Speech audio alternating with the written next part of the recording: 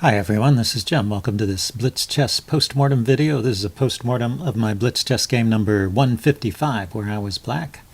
My opponent played e4, and I play c5, the Sicilian defense. And then my opponent chooses to play a closed Sicilian with the move d3, foregoing the idea of playing d4 and going into the open Sicilian line. So this is an okay way for white to play. It doesn't promise as much advantage. You see that there's only a slight edge for white in this position, but still, you can play this way. And if you like closed positions and maneuvering games, could be the move for you. So knight c6, he played knight f3.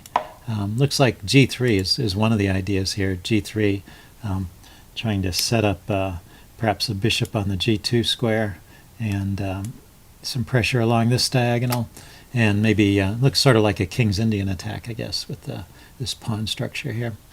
But he played instead knight f3, and looks like I was wondering if d5 was playable here, but I don't see it on the list. So I played d6 here, and my opponent played bishop e3, and now we're out of the opening book, so we'll just look at the notation tab.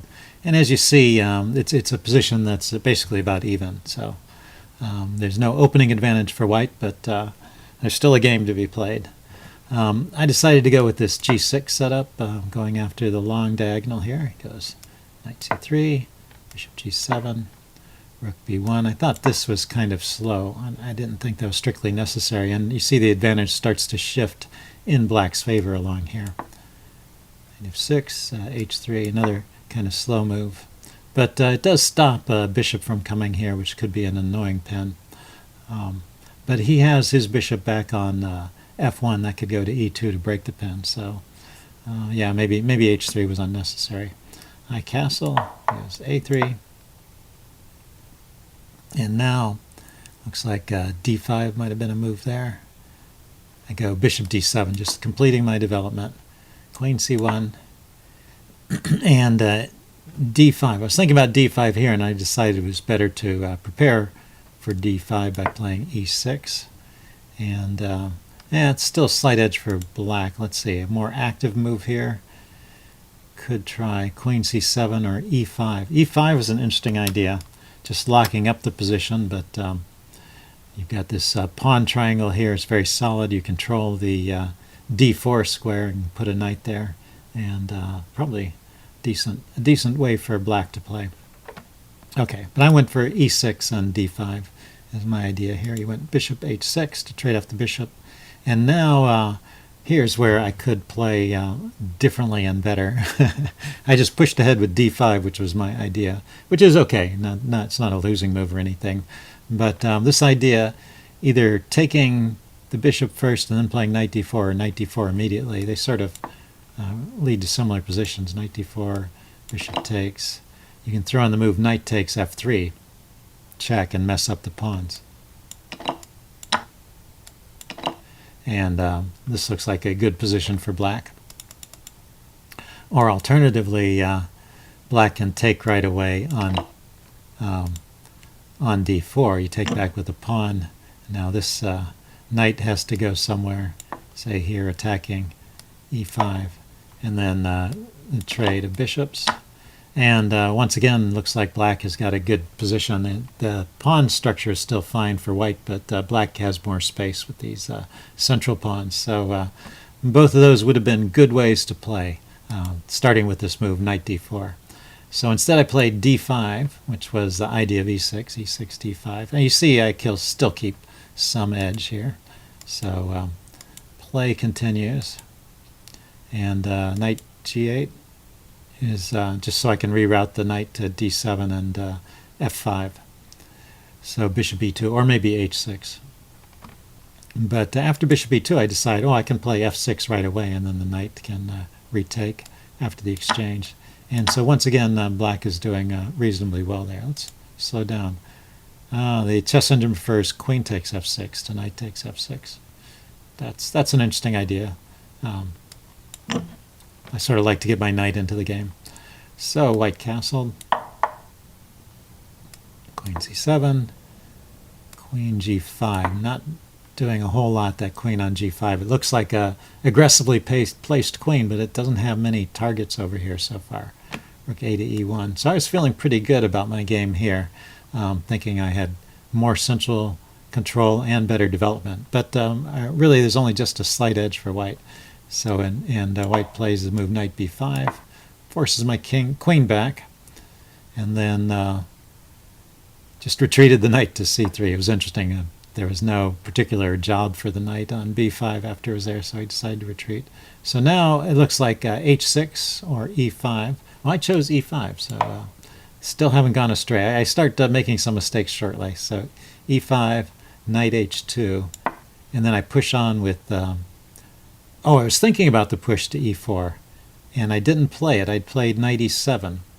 So this is an interesting moment in the game. So I was thinking if I played e5 here, he could just grab this pawn, which is true, but this turns out to be good for black. So rook e5 could be played. I guess I was missing this idea that the queen supports the rook on e5. Or h6, kicking the queen. But even the simple knight to d4, attacking his bishop, and then rook e5. And the knight can escape by taking on f6, but you end up in a position where you actually are winning the queen. And so this is good for black. So I could have just pushed on with, in this position, I could have just pushed on with e4 immediately, which is a move I wanted to play. When you have better development and better center control, you often want to open things up to give open lines to your pieces and get some tactics going. So knight e7 was a preparatory move, but it wasn't necessary. It doesn't throw away the whole advantage, but now I don't have as strong a position as I did. And now pushing ahead with e4 is not correct, and actually white ends up winning a pawn here. Although I could have played this part better too. So he takes on f6, and rook takes. So far so good. D takes e4, and now I can throw in the move d4, kicking his knight, and then maybe I'll pick up this pawn later. Instead I took back, and now you see white is a pawn up, and his pieces, I thought maybe there'd be some pressure on this file here, but his pieces seem to be okay. He's got enough time to defend them.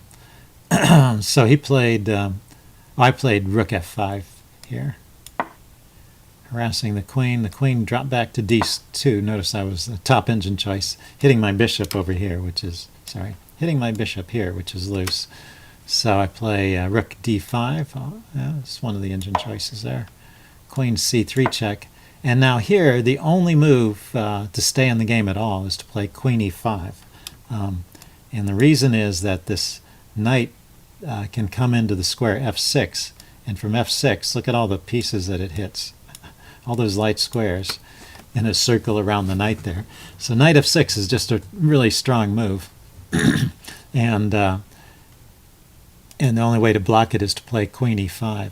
And I missed that idea here. He played queen c3 check. I played king g8. And now knight e5 is very strong. But so is bishop c4, pinning the rook. And now I can't play queen e5. I did play it, but I can't because he can just take it. The pin on the rook is an absolute pin, and I would just have resigned at this point, being down a queen. But he took my rook instead, and now this allows me to take back with the knight and defend my queen with the other rook.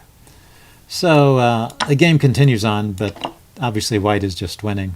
It's interesting, though, it took a while. It took a while for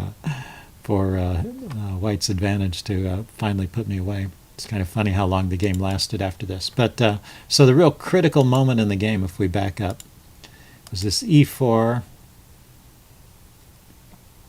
was still okay, but after d takes e4, I need to play d4, just pushing ahead and not taking back. After I take back, this is a very difficult position, and it just turns out that white has these good moves with his queen, and he's now got an advantage, and my only way to hold the game or continue fighting at all is to play queen e5, and white is still got a winning advantage at that point. But I didn't play that and get into a much worse position.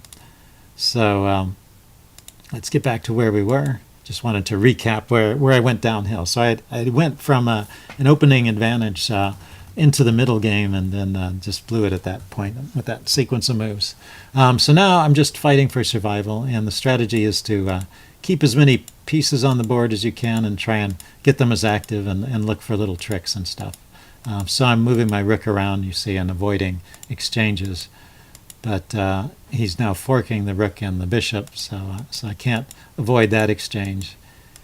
And he's getting his rooks active. But the game is not over. We keep playing. And I was hoping maybe I could get something with the knight and the rook. You know, you can mate a king with a knight and a rook, or maybe just a perpetual check to escape with a draw. But it's not happening here. And where was it? I think it was right here. I had a bit of a hallucination. I was thinking, well, check. Yeah, if I could get my knight to this square.